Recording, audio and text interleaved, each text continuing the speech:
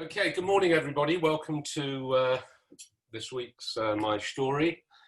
The title of this week's talk is, it's not the length of your life, but the impact you make.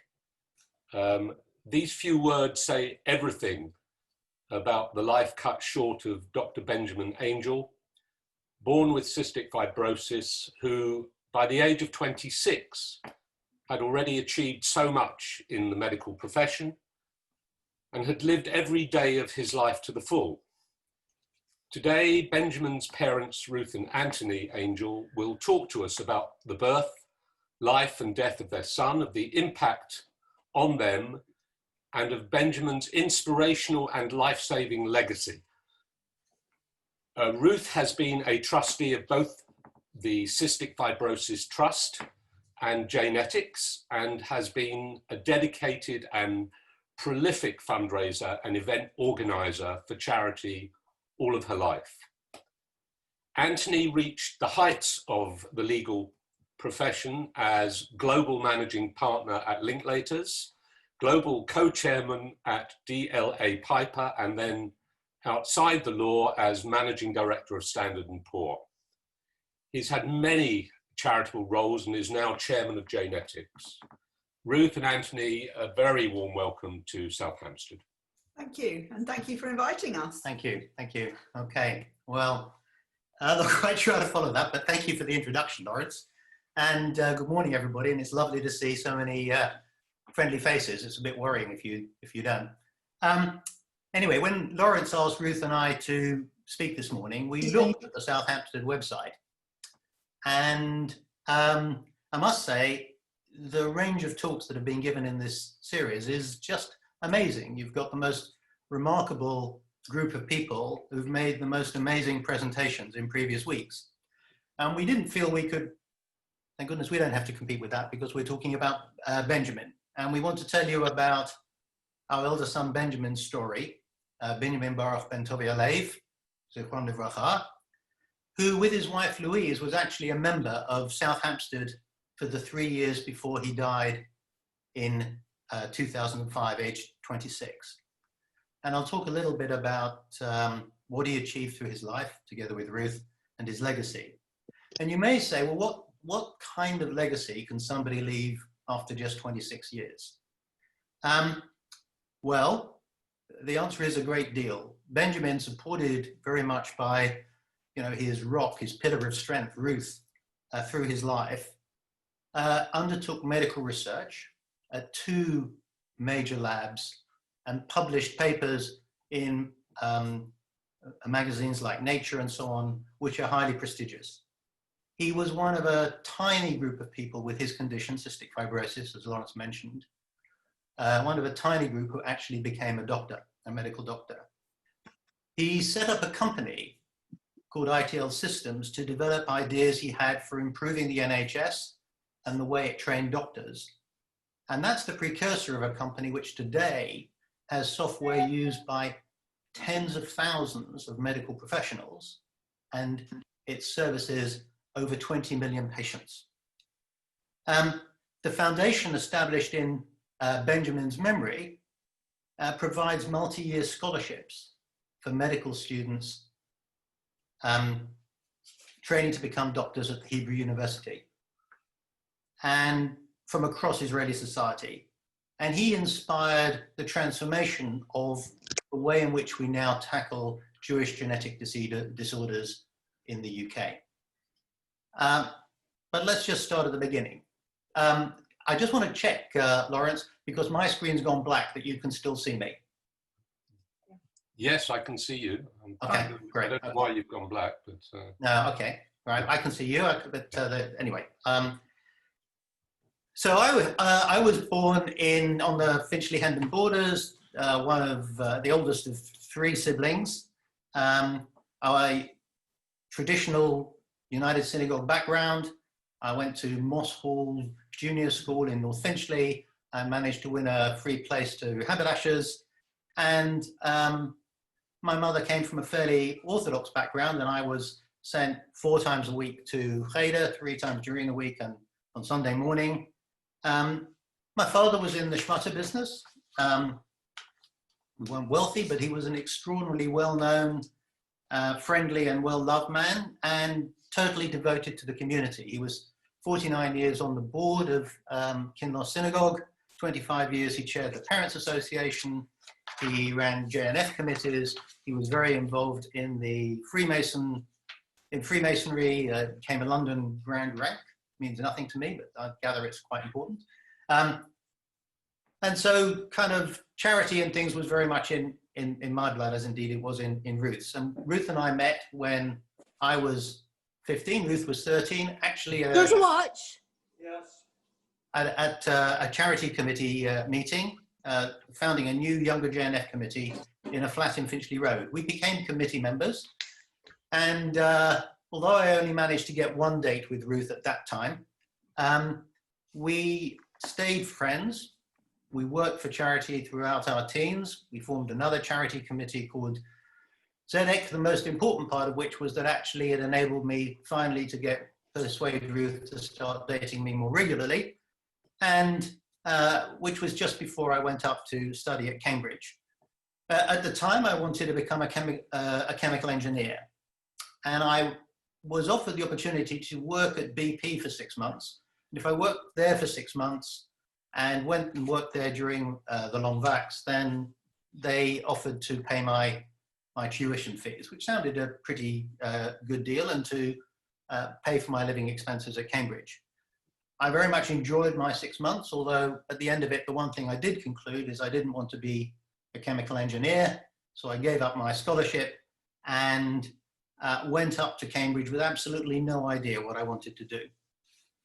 Ruth and I got engaged in our second year, just as I switched from natural sciences to law, as you may imagine, to the huge delight of my mother. And so part one of my degree was actually in natural sciences, which was later to come in useful, and part two was in law. We married on the 2nd of November 1975, just after I came down from Cambridge. So for those who were following this, you'll gather that 2 weeks ago we celebrated our 45th wedding anniversary. When we got married, I was still at law school. Ruth was the only breadwinner. I was looking for a career in a big city law firm. And this was in 1974, just after the 1973 oil shock. So it wasn't easy to find a big city law firm that was prepared to take me. I had some interesting interviews. I went to one big city law firm and they said, well, you're Jewish. How do you think Arab clients would react to working with a Jewish lawyer? I said, I've no idea. I'm perfectly happy to work with them, but I've no idea if they'll work with me. There's not much I can do about that. I didn't get an offer. But Linklaters and a couple of more Jewish law firms did make me offers, and I was highly recommended to Linklaters, and that's the firm I joined. And I was a lawyer there until 2008. The last 9 years I was there, I was worldwide managing partner, the first Jew to head up one of the Magic Circle firms in the city, and the first Linklaters managing partner to actually survive re-election. But back to 1975, Ruth supported me as I finished my studies, as I started articles at Linklaters in February 1978 and became a lawyer. And a few months later, on the 3rd of December 1978, on my birthday in fact, Benjamin was born at Northwick Park Hospital. You can imagine, we brought him home to great excitement. He was my parents' first grandchild. And it was true, he didn't seem to gain much weight in his first 2 weeks. In fact, he lost weight. And we had to postpone his Brit, but we weren't terribly worried. But then things changed. Okay, so as Anthony said, Benjamin was born on his 26th birthday, a nice surprise for him, a bit of a shock for me as he was a little bit early. The next day, Anthony went back to work. There was no paternity leave for young lawyers in those days. So a couple of weeks later, I was alone at home when I received a call from the hospital asking me if I could bring Benjamin back to the hospital for some tests. When I asked what they were testing for, the young and rather naive doctor said he couldn't tell me as it would be far too distressing. I rang Anthony, who managed to find out that they were actually testing for cystic fibrosis, a disease which neither of us knew anything about. At lunchtime, Anthony went to a bookshop on Cheapside and read in a medical dictionary about cystic fibrosis. It's the most common classic recessive genetic disorder amongst the Caucasian population. The disorder affects salt transfers in the body, makes your mucus very sticky, clogs the lungs, leading to infection, and impacts the digestive system. The book said that the life expectancy of a child with cystic fibrosis was very poor. Anthony didn't tell me what he'd read. At the time, there was no way that we would have known before Benjamin was born that we were carriers of CF, as there was no genetic testing for this disorder. Basically, the only way you found out was if you had a child with cystic fibrosis. So we took Benjamin to the hospital shortly before Christmas for the definitive test for cystic fibrosis, which was in fact a sweat test. And children with cystic fibrosis have abnormally high levels of salt in their sweat. Indeed, we later found out that Jewish texts from the 16th and 17th century say that parents used to lick their children to see if they tasted salty, and if they did, they knew that they would die young. Benjamin's sweat test was positive. So our world was turned upside down. Going back to my job at the Clothing Export Council was impossible. I had to learn to give Benjamin an enzyme powder before each feed so that he could digest his food. But he'd also digested the skin around his mouth and under his chin where he dribbled, and around my nipple as I was breastfeeding. This was the beginning of learning to adapt to many changes in our lives and to finding innovative ways of dealing with these problems.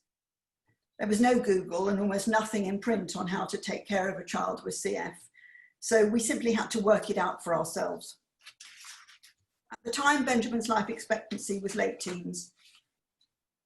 We learned how to give him physiotherapy 2 or 3 times a day to clear his chest, to administer daily antibiotics through a nebulizer, and to manage his diet so that he could gain weight. As he grew up, each time Benjamin got a cold, there was a chance he would end up in hospital on intravenous antibiotics. Each chest X-ray altered his treatment and forced us to accept another step on the long road of progressive lung damage. It is amazing how human beings are able to adjust to change. Each time Benjamin's health deteriorated over his life, as it did, we had to adapt. Over Benjamin's lifetime, we had to change our normal many, many times. In my head, there was always the question, is this the beginning of the end? But I hope I never transferred this thought to Benjamin and always told him he could do anything he wanted to do, be anything he wanted to be. Thank God Benjamin believed me and grew into a thoughtful, intelligent, compassionate, and amazing young man. After a while, we decided to have another child. By then we knew there was a 1 in 4 chance of that child having cystic fibrosis, but we played the odds, and eventually I gave birth to our second son, Jonathan, on the 18th of September 1982, the first day of Rosh Hashanah. I'm delighted to say that although Jonathan, like Anthony and I, are carriers of cystic fibrosis, he doesn't suffer from the disorder. But if I had known at the time what I know now of the challenges of caring for a child with CF and the pain of losing one, I might not have taken the risk of having another pregnancy, even if I'm so very, very glad I did. Right, at this point, let me kind of do a bit of a show and tell and explain a little bit about recessive disorders. This is a model of a DNA molecule. The classic double helix, you'll see there's a kind of blue ribbon that goes up and a pink ribbon, which is the double helix. And it's linked by these, well, these are molecules. They're labeled, if you can read it, G, T, A, and C for adenine, thymine, guanine, and cytosine. And if all the DNA from a single cell in your body was stretched out and laid end to end, it would be 6 feet long. And this model to scale would have to be 30,000 kilometers high, which is pretty extraordinary, especially when genetic disorders are caused by an adverse change or mutation in the DNA sequence that make up just one gene. So we inherit half of this helix from our father and the other half from our mother. Half our genes come from each parent.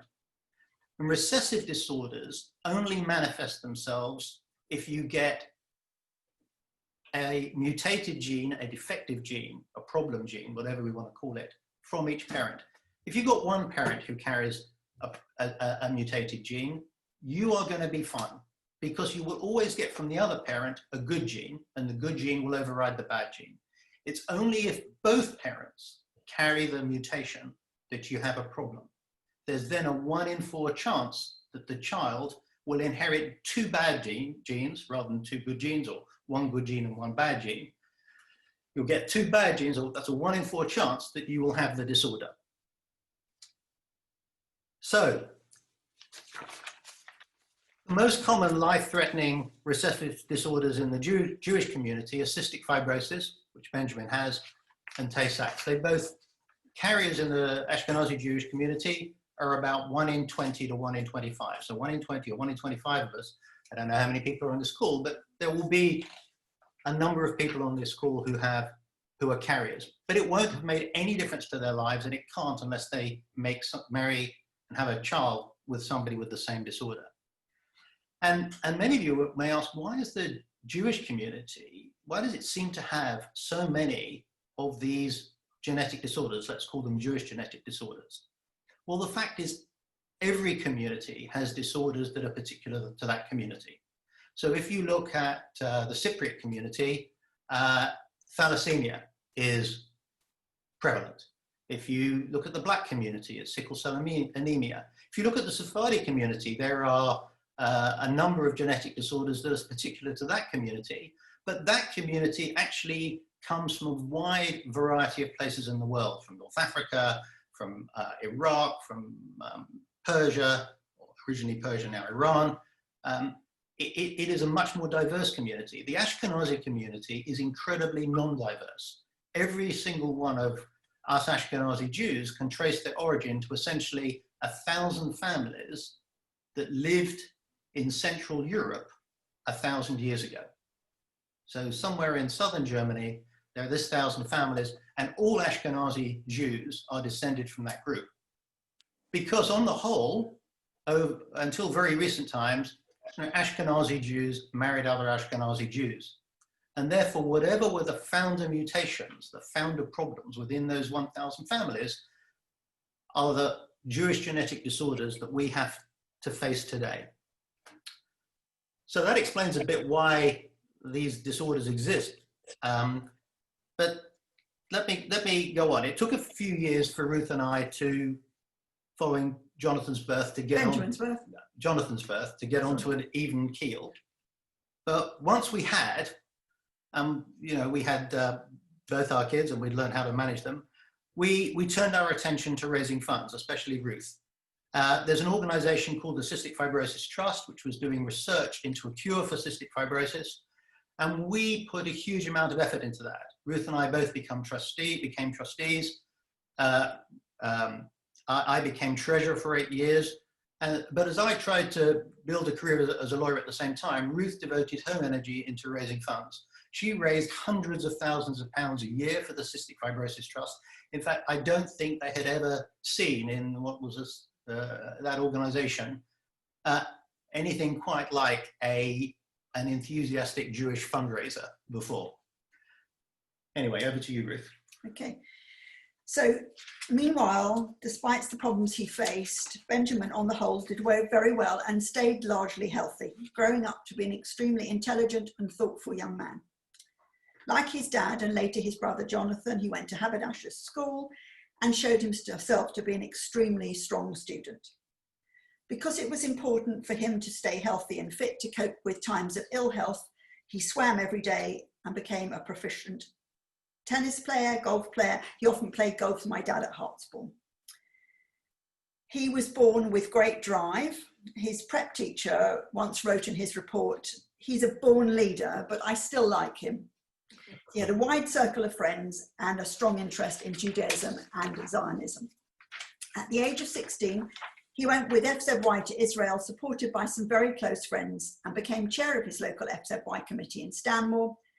And it was through FZY that he met his future wife, Louise, who chaired the FZY committee in Hendon. He learned to manage his own medication, even when it became very complex with intravenous antibiotics. He did extremely well in A-levels and won a place at Cambridge to study genetics, deciding to take a gap year during which he and Anthony cycled across the Sinai Desert from the Suez Canal to Eilat via Mount Sinai to raise money for Norwood. And I think Val and Stephen, you were on that trip. So 5 days, 400 kilometres and some more heavy lifting of the physio bed. He then came to us and said he wanted to study medicine and become a doctor, which was almost unheard of for someone with CF. He said he'd always wanted to be a doctor, but had chosen genetics because he thought medicine would be too hard. But having thought more about it, he really wanted to follow his heart. It meant reapplying to Cambridge, and we worried terribly about the challenges of the training and the long hours as a junior doctor. But we backed him 100%, and Benjamin again won a second place at Cambridge. Genetics continued to interest Benjamin, in particular the development of gene therapy treatment for CF. He searched the world for the research centre doing the most advanced work on the problem, which turned out to be the Rockefeller University in New York. He wrote to Professor Gadsby there, explaining why he wanted to work in his laboratory. David Gadsby had originally been British and had trained at Cambridge.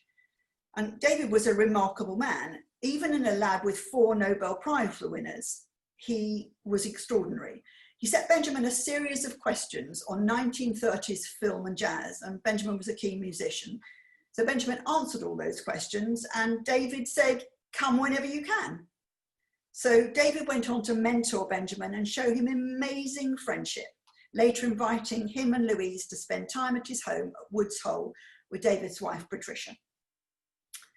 So in his gap year, Benjamin worked first at the Ion Transport Laboratory at the Royal Brompton Hospital in London under his own consultant, who was Professor Duncan Geddes, and subsequently as a guest investigator at the Laboratory of Cardiac Membrane Physiology at the Rockefeller University in New York, which was, Benjamin was the only PhD student the lab had, non-PhD student the lab had ever taken on. And during the time that Benjamin was in New York, I used to fly in regularly and cook very early morning in his apartment, having been affected by jet lag, spend a couple of days cooking, popping things in his freezer and then flying home, which at the time I thought was fairly normal, but I've since discovered it probably wasn't. His work at the Royal Brompton was published in co-author papers in Nature, while his experimental work at the Rockefeller on understanding the fault in the chloride ion channels, the basic defect underlying CF, was published in a paper he co-authored in the Journal of General Physiology. He was only 19. He started to support the work of the Cystic Fibrosis Trust in raising funds for gene therapy, delivering lectures and appearing in a fundraising film, A Cure Within Our Grasp, which I produced as part of my fundraising work for the CF Trust. Later, Benjamin also became a member of the Trust's clinical trial advisory group. At Cambridge, he played tennis, squash and golf for his college and was pretty healthy throughout the 3 years he was there. Although his tutors encouraged him not to study too hard, they felt he could get a first, but were anxious that he also enjoyed himself. He gained a 2-1 doing his own physiotherapy for up to 2 hours a day, following an intensive drug regime and coping with distractions of Louise, his future wife. Sometimes he did ask for help. I remember on one occasion where he called me and asked me to help him make a lobster for Louise. Apparently lobsters mate for life, and he wanted to present her with a special token of his love. I found that the patterns for lobsters were really in short supply, so I drew my own pattern and bought coloured felt, kapok stuffing, and drove to Cambridge to help him with the sewing. Louise presented this lobster to a show and tell to the whole family on Friday night before their wedding. After graduating from Cambridge, Benjamin moved back to London to continue his medical training, but his health continued to be a worry. He caught TB while treating a patient and had to undergo very intensive antibiotic treatment. After around a year, it appeared to have been successful, although it did make him very poorly at times. In 2002, he and Louise married and moved into a little mews house opposite the Royal Free Hospital to allow him to work while taking good care of his health. And in 2004, he qualified as a doctor. We could not have been prouder. To celebrate, we took Benjamin and Louise on an amazing trip to the Galapagos Islands, which will remain one of the most magical times of our lives. But sadly, our world was about to change again. In October 2004, Benjamin got an infection, was admitted to the Royal Brompton Hospital, and he was very unwell. But he had recovered from similar infections before, so we were not unduly concerned. However, by the following Friday night, he had not shown any improvement. And at 5 a.m. on Saturday, I woke thinking I could hear Benjamin calling me. I don't actually know if it was a dream or not, but I got up and drove immediately to the hospital, leaving Anthony asleep. When I arrived, Benjamin was having difficulty breathing and the nurses hadn't even noticed. So from then on, things moved very quickly. They transferred Benjamin to the intensive care unit and placed him on a ventilator. That evening, we were told he was very unlikely to survive the night. In fact, he remained in an induced coma for more than 2 months, in which time we were regularly told that he would probably not survive. Miraculously, after 70 days in intensive care, which then was a record for the Royal Brompton, Benjamin was weaned off the ventilator and began the long road to an independent life again. He'd lost half his body weight and all his muscle strength. He couldn't even hold a cup. But with enormous determination and a will to live, he walked with the help of oxygen after 3 days and began to eat again. He was discharged from hospital in January 2005, returning home with oxygen support, and began a new project. So while Benjamin was working at the Royal Free, he'd become increasingly frustrated with the NHS. He found the processes and systems he was working with really inadequate. And the training that he thought junior doctors were getting was fundamentally antiquated. So he set up a company called ITL Systems to develop computer-based workflow systems for the NHS, between hospitals and within hospitals, and video training for doctors using the handheld devices, the very primitive handheld devices that were then in 2004-05 were just beginning to appear. And the video training for doctors was quite remarkable. This was 2 years before YouTube had even been invented.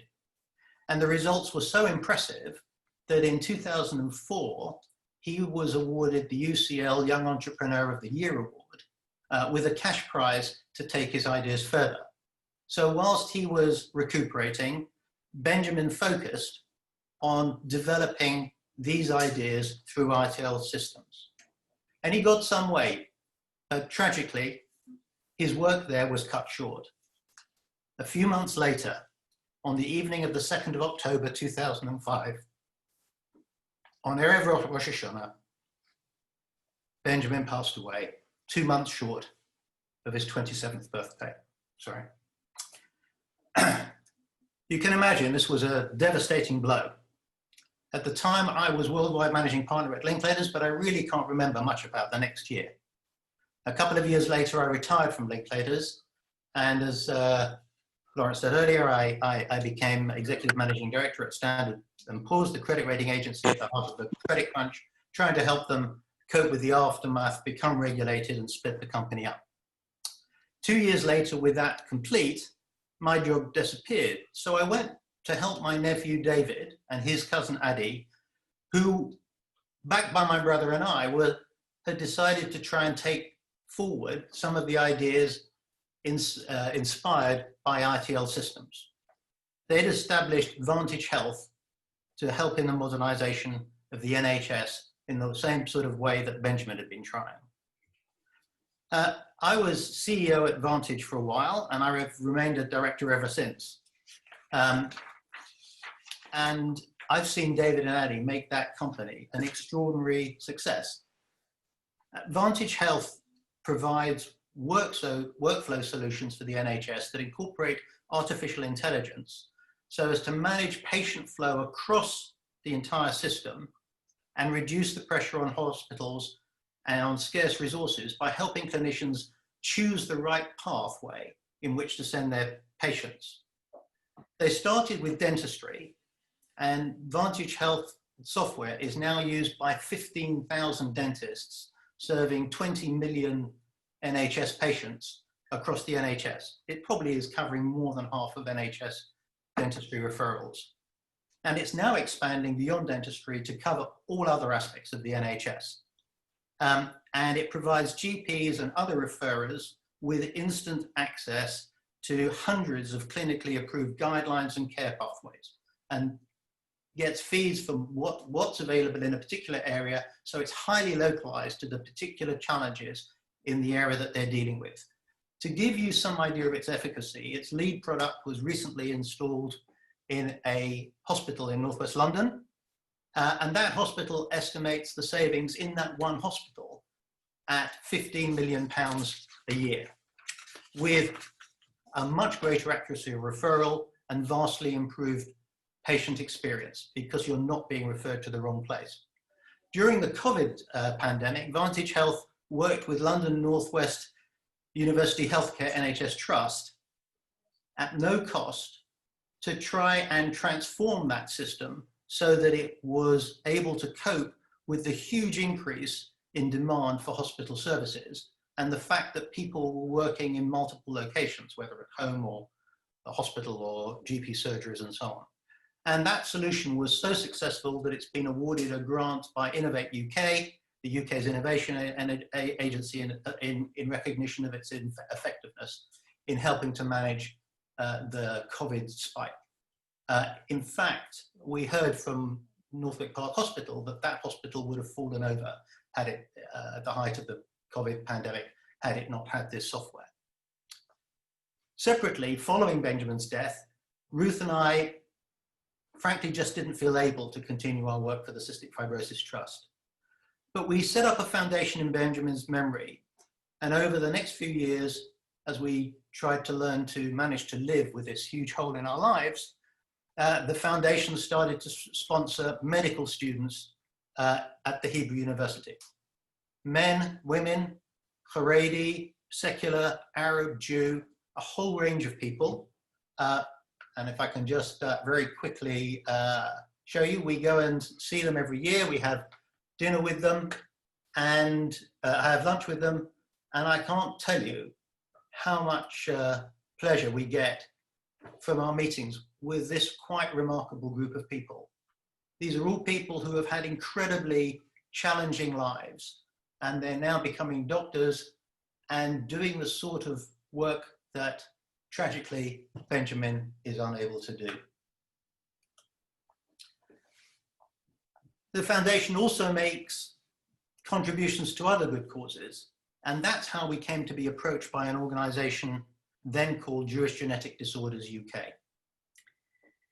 Okay, so a couple of years after Benjamin died, most of which time I'd spent sitting on a sofa, I received a phone call from a young woman, Katrina Sarig, who was working from her loft and had set up a charity called Jewish Genetic Disorders UK, offering signposting to information and advice to anyone diagnosed with a Jewish genetic disorder.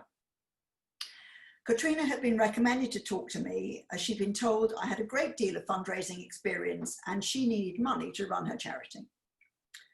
I invited her for a coffee. Sorry, I'm just going to have a sip of water. And having heard what her charity did, I asked her whether she'd ever thought of screening the community for Jewish genetic disorders. She said she had ruled this out as she felt it was intrusive, although one of her trustees with a child who had familial dysautonomia, another Jewish genetic disorder with a carrier frequency of 1 in 30, had apparently also suggested the same thing. So I gave her a donation and suggested she went away and found out how testing could be offered.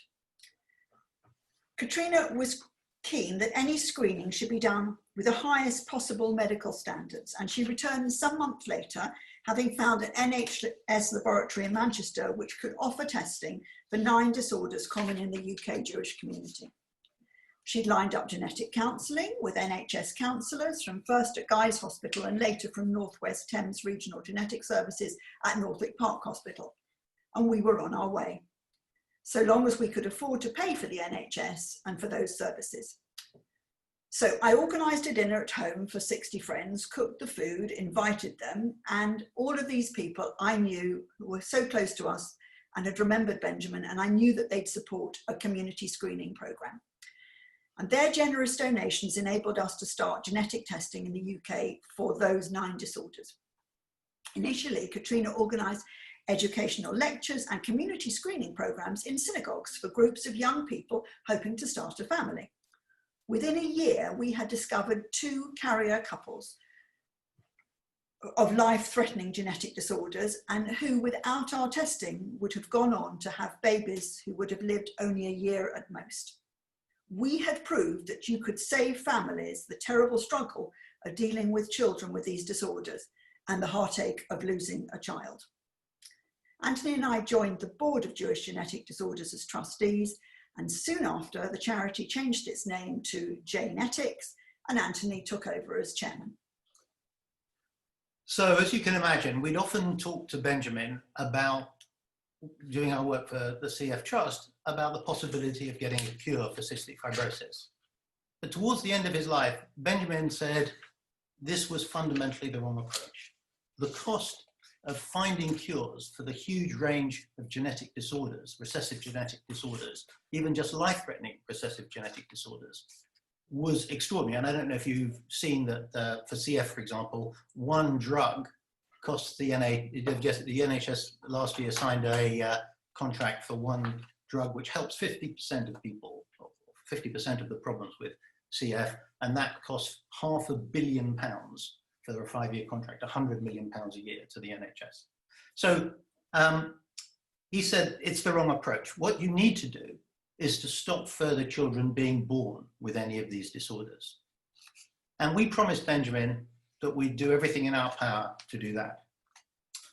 The fact is, when we joined the Board of Genetics, we realized just how far behind the rest of the world the UK had become, had fallen.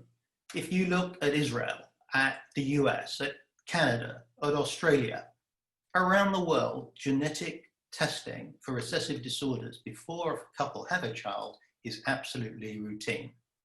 Within the Haredi world, worldwide, there is a process for dealing with it. And actually the Haredi process is really an interesting example of how incredibly effective it can be. So going back to 1983, a rabbi in New York, Rabbi Eckstein, had lost 4 children from Tay-Sachs disorder, which is a horrendous disorder and probably the most well-known of the Jewish genetic disorders. He decided that he was a Haredi rabbi, he wanted to stop anybody else suffering the way his family had suffered, but he was very concerned about the stigma attaching to a family, because within the Shidduch system, if it was thought that some family were carriers of a genetic disorder, that would blight their ability to... It was found on a boat. Which boat? I don't know. Read the sentence. I don't know what it is. And it's a piece of technology. Tell them, and it doesn't even say any piece of technology. It was found near Cape York. There. Sorry, okay. Near Cape York. It would blight the marriage prospects for other members of the family. Actually, I'll come to that. It's an extraordinary idea to think that's the case when you think that it can only be if both families are carriers that this can actually be a problem. But anyway, he set up a system under which, originally for Tay-Sachs, but now for many disorders, Haredi kids around the entire world in their early teens are screened for Jewish genetic disorders.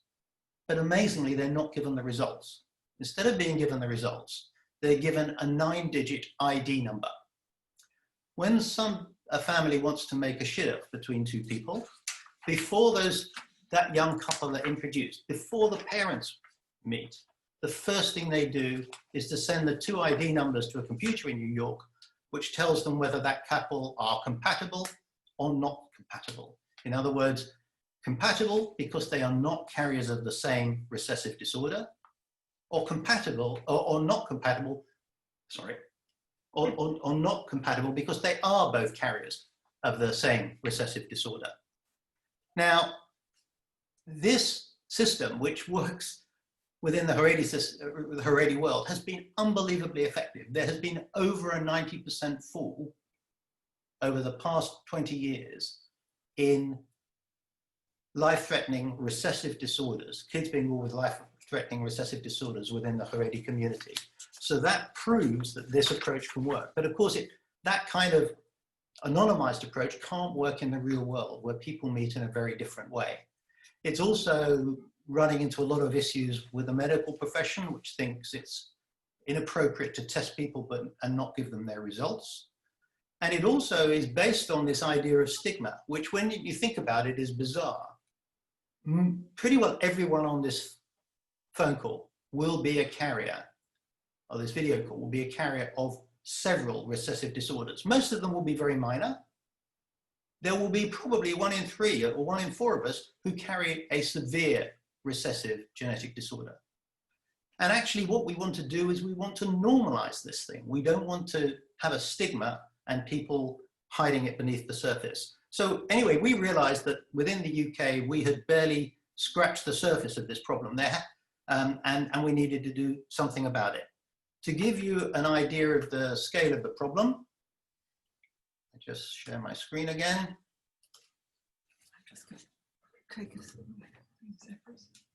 Whoops, what have I done wrong here?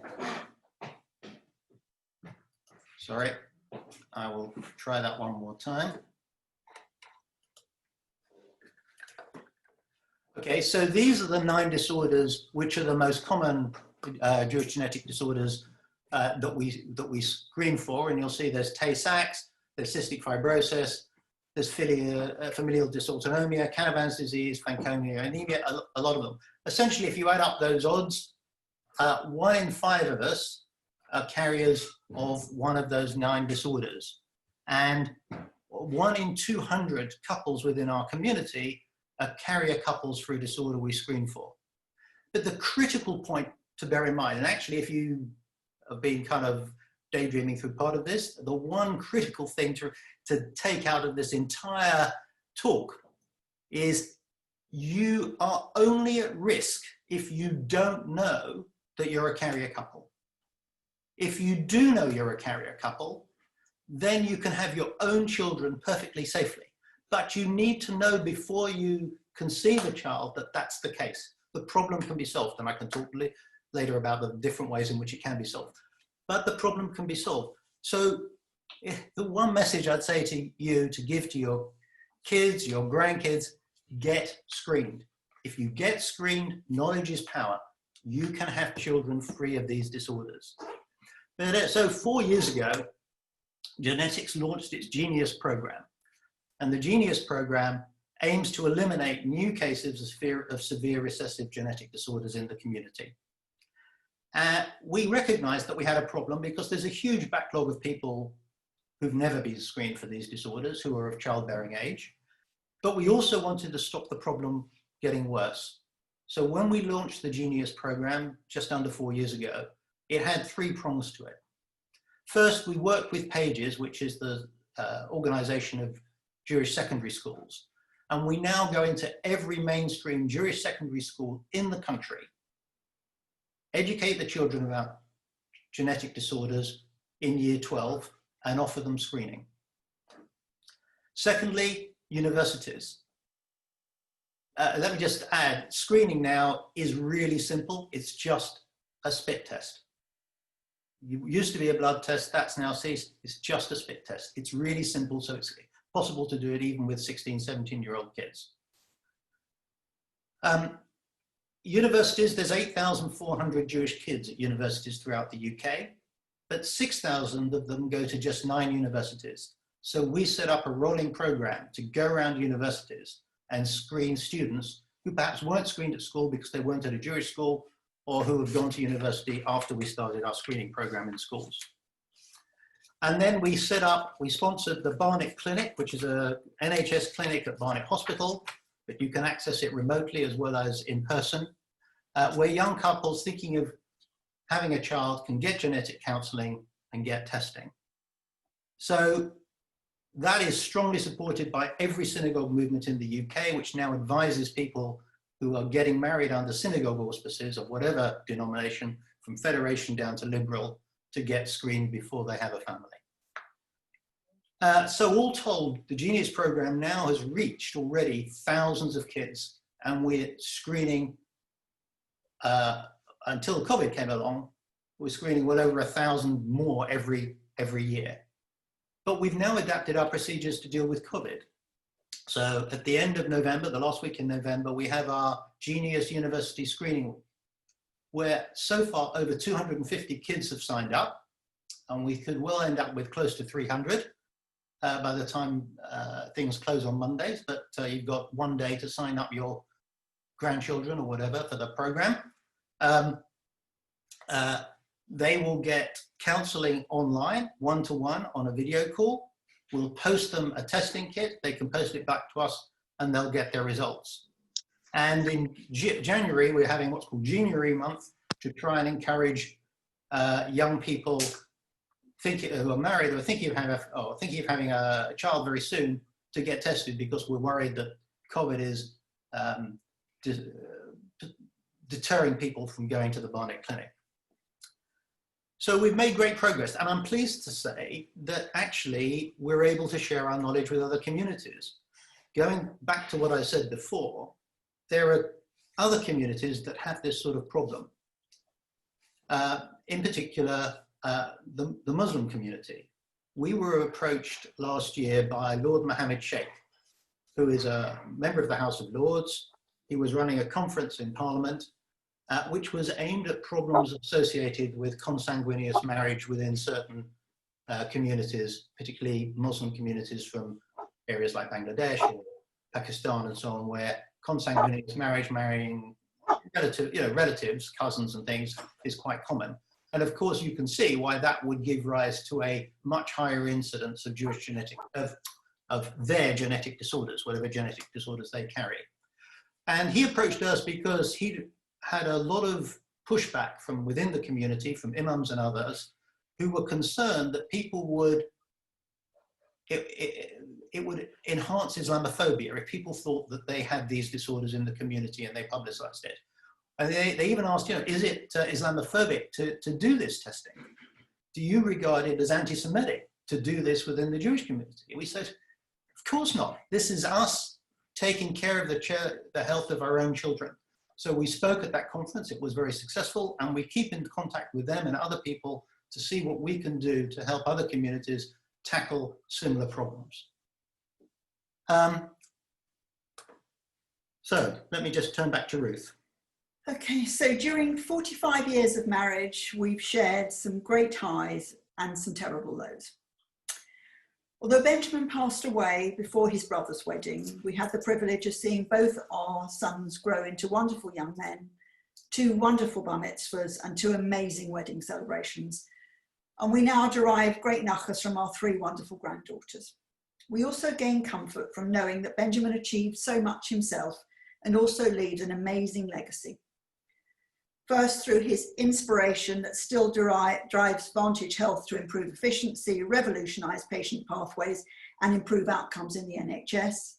In the work done in his name through the Dr. Benjamin Angel Foundation, in particular the Hebrew University scholarships for young medical students from across Israel society who go out into the world, become doctors and do the healing which Benjamin so tragically was unable to do. And the remarkable activities of genetics that we believe could soon eliminate births in our community of babies with severe recessive disorders, and perhaps in other communities too. So fulfilling our promise to our wonderful son, Benjamin. Thank you.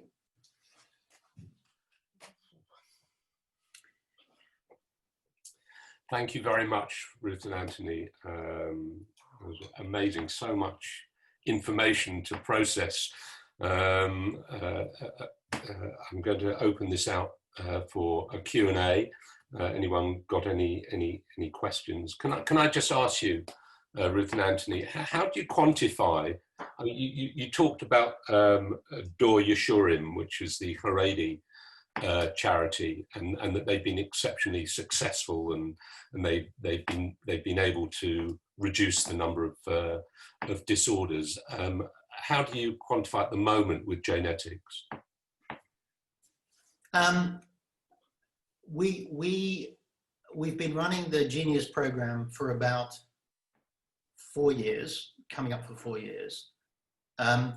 We can calculate mathematically how many people have been screened who know their status, and therefore how many lives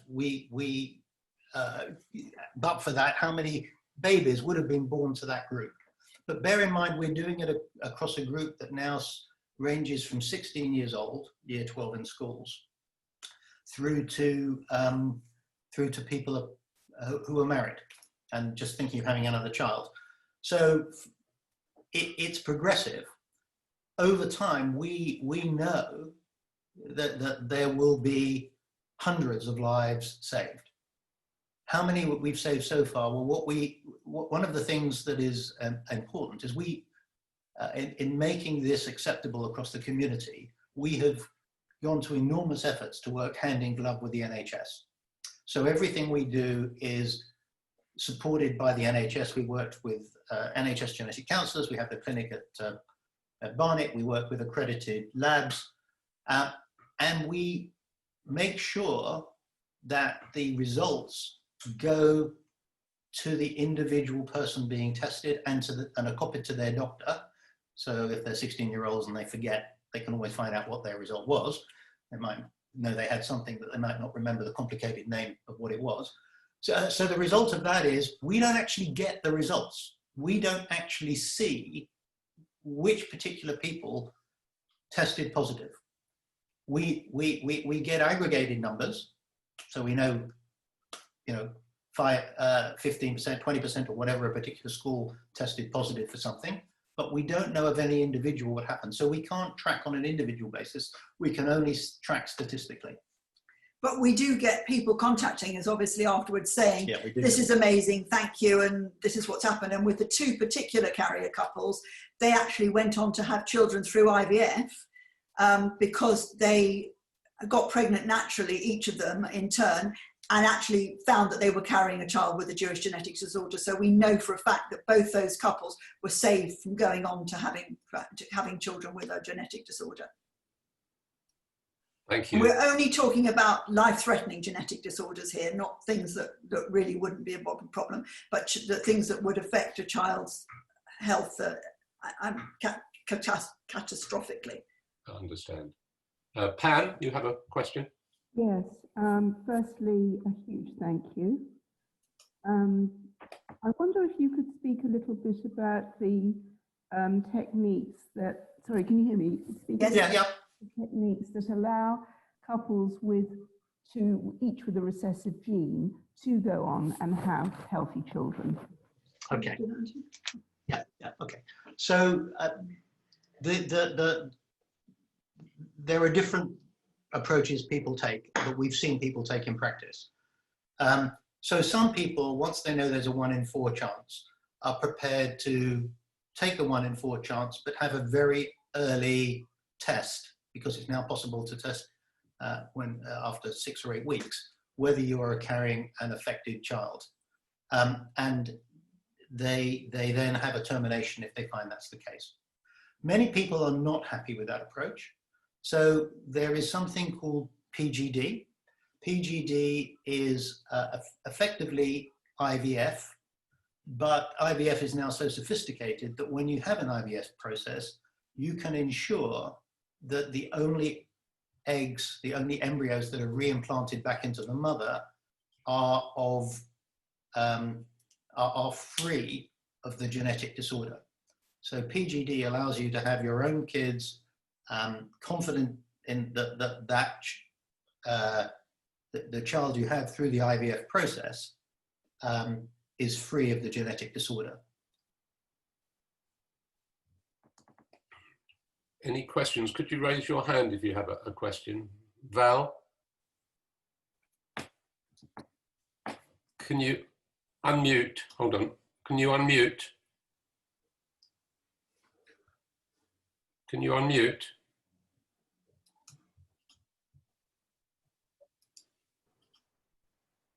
Ruth and Anthony, thank you for a wonderful talk. And I can say that Benjamin was a wonderful young man, having met him on that bike ride.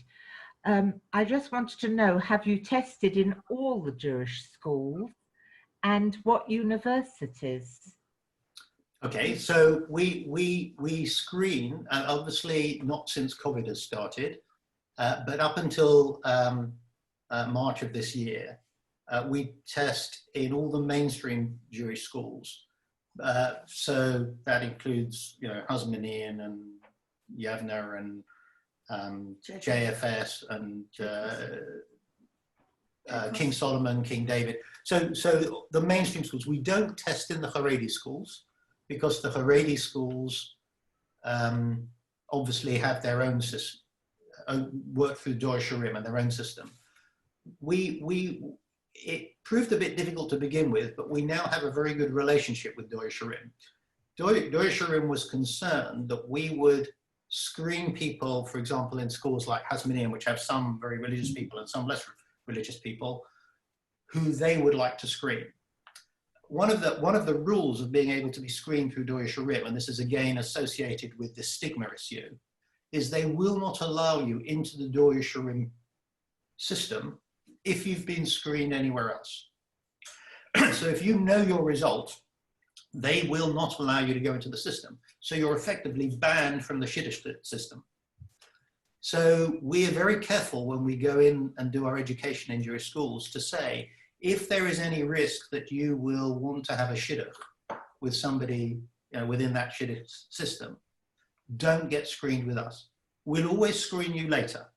If you end up getting married to somebody outside that community and you want to be screened, we will always provide that screening. We're not bothered. We're only keen to ensure that somebody is screened. We don't really care how. You can be screened privately, you can be screened through Dor Shurim, any way you like, just so long as you're aware what you need to do to protect your child. And so we think it's important to provide the education for all those kids, because I don't think that's provided within Dor Shurim. It's really just something you do, and most kids don't even realize what's going on at the age that they're having the screening. But we do always say to you know, particularly in a school like Hasmonean, we're always very careful to say, don't be screened with us if there's the possibility that you will want to enter the shidduch system. And we've got ours, and we've now got a good relationship with Dor Shurim. And the universities, we started that about 2 years ago, and we're now encouraging everybody at university who hasn't been already screened with us to be screened. And as Anthony said, since COVID, we've been doing that remotely, and that's been incredibly successful. And we've had the biggest sign up this November of any year so far. So again, we hope that the message is getting out. We hope that youngsters are being screened. So we've done about 4 universities so far. The good thing about universities is that kids are there for 3 years. So if you're talking about 9 universities, you only have to do 3 a year. But what we did what I call a virtual screening, which is screening by video, counselling by video and postal screening on an experimental basis in Oxford in June. It was quite successful, and that's what's led us to do this mass university week for 250 to 300 students week after next. And and if that is a success as well, we may move from actually going to universities and doing the screening there to doing the whole thing virtually, because that will allow us to reach Jewish students whichever university they're at. And I have to say, we've had great support there. We work with Aish, we work with Hillel, we work with Jewish chaplaincy, we work with all the different youth organizations. We do everything we can to make it known around the universities that this opportunity is available. Thank you. Thank you. Any other questions? Karen, do you want to unmute yourself? Hi. Hi, Ruth and Anthony. It's lovely to finally meet you, and thank you so much for sharing your story. Can I just ask you about the cost, please? What does it cost per student to screen them, and the total cost of your whole operation each year? That's a very good question indeed. Okay, so we decided the most important thing was we needed to change the mindset of the UK Jewish community. We need everybody to realize how important this is. I mean, this is a bit like, so basically we're providing it to schools for free. We charge at the Barnet Clinic, it's about £250, I think.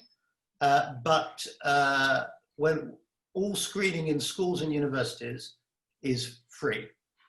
Now, we don't know how long we can sustain that because it is pretty expensive. But our view was that this is a bit, I remember when I was a kid, my mum used to pick about 10 of us up in the back of a car and drive us around, and there wasn't a seatbelt in sight. Now I couldn't take my grandchildren 50 meters down the road unless I've got the most expensive car seat known to man. And attitudes change. And when people come to realize how important this is, and you think what the cost of a wedding is and all the rest of it, the cost of screening is completely infinitesimal compared to the benefit. But you have to get people to grasp that. You have to change the mindset within the community. And there's people on the phone here like Maurice from Israel, they know how routine this is in Israel. And actually there it's paid for by insurance companies and so on within within the health system. But we try and ensure that actually to some degree what is governing the pace at which we can roll out screening and how many people we can screen a year is how much money we raise. Currently, it's between about 500 and 750,000 pounds a year. We would like to raise more so that we could get over this hump. We believe that once we get over the hump and people realize how valuable it is, they will be less resistant to paying for it. And we are trying to encourage parents whose children are being screened at school or parents of university students to actually sponsor their own child and possibly somebody else's.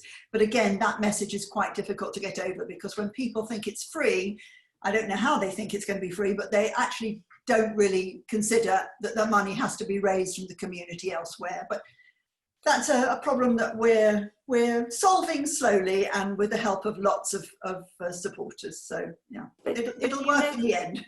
Sorry, but do you know the actual cost to screen one person? Okay, yeah. So the actual cost to screen one person, it comprises three bits. Firstly, we have to pay the lab £225 for the screening. Secondly, we pay about £80,000 a year. It's rising over 3 years to about £120,000 to the genetic counsellors. So that's a fixed cost, but so it depends how it's spread over however many people we screen. Then there's obviously our own costs and the costs of the kits and all the rest of it. If you add up the total cost of a test and amortize it across all the people we're testing, it's probably about £300 a test. So even at the Barnet Clinic, where we charge, I think, £250, it's still being subsidized. Thank you. I'm aware that we're sort of running. Gillian, before we go, I'll hand you over. Yeah, I just wanted to ask another question. Sorry, what's the name of the week that you're doing at the university, so I could tell people, children who are at university, again, please. Okay, so if you go, the easiest way to all this information and a lot more is just to put into your search engine genetics, JNETICS. And right on the front page of the genetics website, you'll see the Genius University Screening Week flyer. It's the Genius University Screening Week. Genius spelled G-E-N-E in capitals, I-U-S. So that's the thing. But the easiest thing, as I say, is if you just type genetics, you'll get our website, which has all this information available. Thank you. Thank you. Can I say something quickly? Because I don't know if we're about to finish or if we're about to hand back to Gillian. But I'd really like to take this back to Benjamin, because for those of us who knew on this call, who knew Benjamin, I know that we would all say that he really, really was an exceptional and really very lovely man. And it's an extraordinary tribute to him and to you, his amazing parents that we're gathered now and we're talking about his legacy. So long may that continue, and really thank you very, very much. Thank you. Thank you, Ruth and Anthony. Before we go, Gillian, you've just got a few words to say to some Can people. I just remind people of our new project for singles, which is called Friendship, and it's starting on Thursday at 7 o'clock. There'll be the inaugural Zoom meeting on Thursday at 7 o'clock. You will get a Zoom address for it, and Sandra Levy will be heading it. And on that note, Ruth and Anthony, thank you very much. And everyone, thank you for joining us. And please God, we'll see you next week.